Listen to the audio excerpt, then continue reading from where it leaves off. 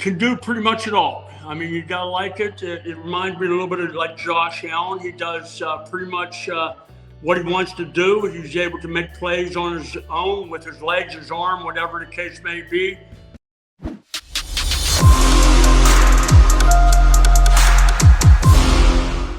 There was a person back when I first went down to the University of Miami, and there was a culture that was set down there.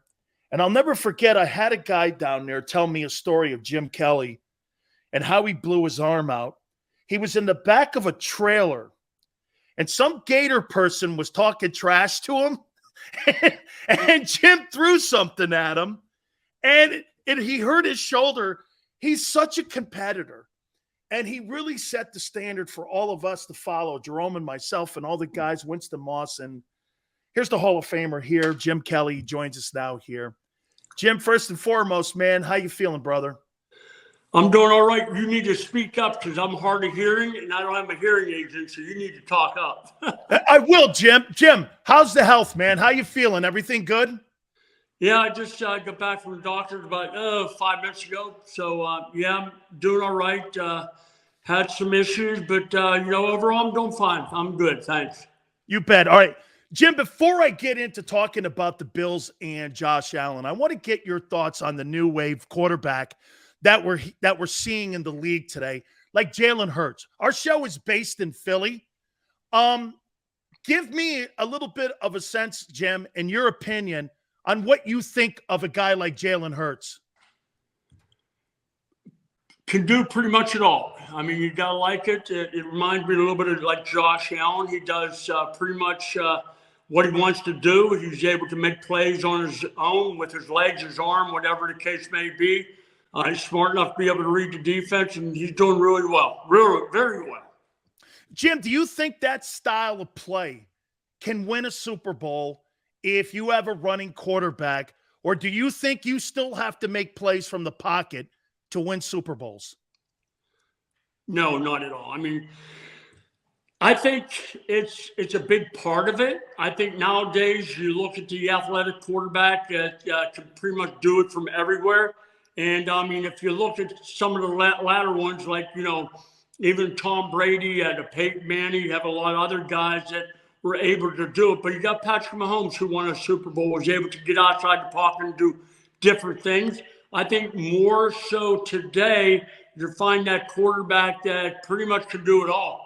And but the thing is, I don't know if they will have long-lasting careers like some of the other guys had. Even though mine was only 13 years, 11 in the NFL, I missed one or two because of the USFL. But overall, I think that's what you're seeing nowadays. Guys can more so run around and but I think the key ingredient though is being able to do it inside the pocket first and foremost. Then if you can make it with your legs, that's an extra bonus. Jim, let's go to Josh Allen. I think he's a unicorn. And just your perspective on what you see from the first time he showed up from Wyoming to where he is right now in Buffalo. Have you been surprised?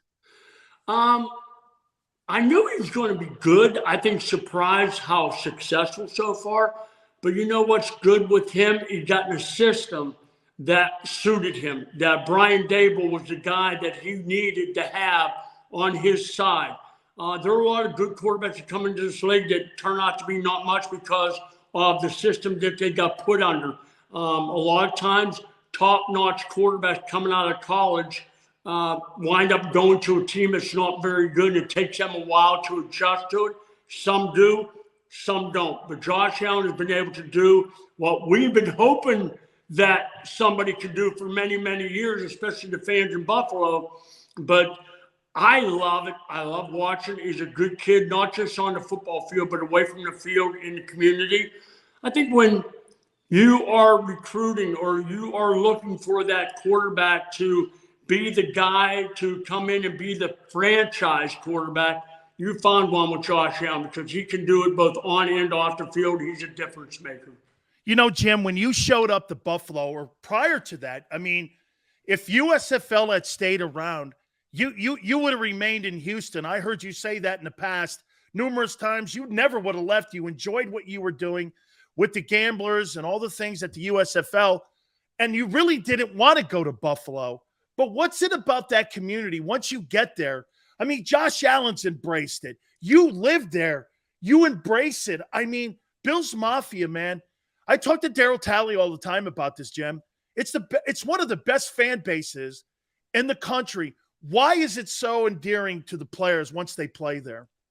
Because they're so passionate about what they cheer for. They're so passionate about what you stand for when you're in this community. You go out, you can't even buy yourself a drink. You can't buy yourself dinner. Everybody's right there for you. And just the way they are, I think Josh is starting to feel a little bit of it now because he's such a superstar. And he can't go very many places nowadays without being, hey, son, can you take a picture? I get it, get used to it because it ain't going to stop. And but, the people here, there's really nothing else to do. I mean, yeah, there are other things to do, but you really think about it. Wintertime rolls around. We got snow skiing, we got snowmobile, we got things like that. But I guess there is a beach for about 2 months of the year. But the thing is, the people, that's what it's about. I met my wife here. I married my wife. We've been married for over 26 years now. I got 2 beautiful daughters who do not want to go anywhere but Buffalo, New York. They love it. The people here, some of my best friends in the world are here. I have a beautiful hunting lodge with a bunch of land, and I just enjoy it. I mean, if I want to get away in the wintertime, I'll hop on a plane, go down to Miami, and be with my college roommate, a couple of my good buddies, go do some fishing, have a little fun. Dan, you know all about that. I would love to visit Miami all the time like I do. I wouldn't want to live there, but I love being there among my friends. I get Jeff Peck and Greg Chappelle, my college root buddy, and a bunch of other guys. I go fishing on Wheaties in the Keys. I love it, man. I just love going down there and visiting. Absolutely. Hey, Jim, couple more questions here for you. When you were going through the progressions, Jim, of getting, and this goes into like Josh Allen and players like Lamar Jackson and Jalen Hurts, how important was it for you every year to advance on how you saw the game? Whether it's reading, progressions, getting comfortable with other players that were on your football team, new guys. How important was it for you to learn and to continue to learn your progressions as you went on in your career? I think I heard half of it. I'm sorry, Dan. I could hardly hear you. But okay, what I said, Jim, I was saying, how important is it for you to continue reading your progressions as you go through your career in learning the game? It takes time. There's no doubt. I think I was blessed because even though I only played 2 years in college, because my redshirt freshman year, I played, last 4 games of the year. And then my senior year, I blew out my shoulder.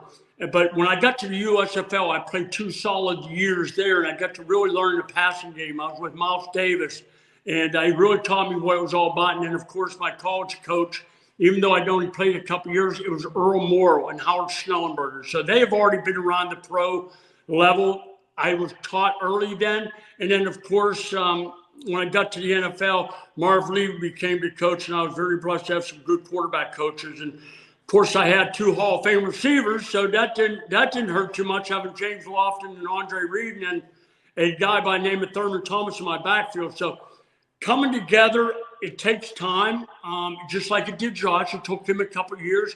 Now he's got a grasp of what they want him to do, the style of offense that he's in. And I think more for him, they throw the ball nowadays a lot more than we did. He's in a system that is made for Josh Allen. So I think right now is exactly what he needs. And I know even other interviews I've done, everybody's saying, Super Bowl or bust. And the thing is, I get it. That's what they said when I played. But the thing is, they got a legit team. But the key is, as you well know, Dan, you got to stay healthy. Josh has got to slow down running the ball, and he knows that. And I think I even saw him slide once the other night. And I was like, whoa, did you just see that? I hope he does more of it, though. But we got to keep all those star players healthy. Final question for you, Jim. What you guys did by winning those 4 AFC championship games, to me, Jim, I always quantify it this way. because you're never going to see anything like that ever happen again. And I know you guys didn't cross the finish line in any one of those games, but how do you look at that run now, years removed from you guys playing during that era? I heard half of it. I'm sorry, Dan, but I think that era back when we played, how fun it was. Yeah, we went to the 4 AFC championship games in a row. And again, and as you said, I don't think that'll ever happen again. The key is getting to that first one and getting that confidence level up. I think the Bills players now, I think they do have the confidence in themselves. I think when you get a guy like a Von Miller who's been there, done that before, and understands the whole thing, and a couple other guys have been around a little bit longer, and you get more mature and starting to learn it.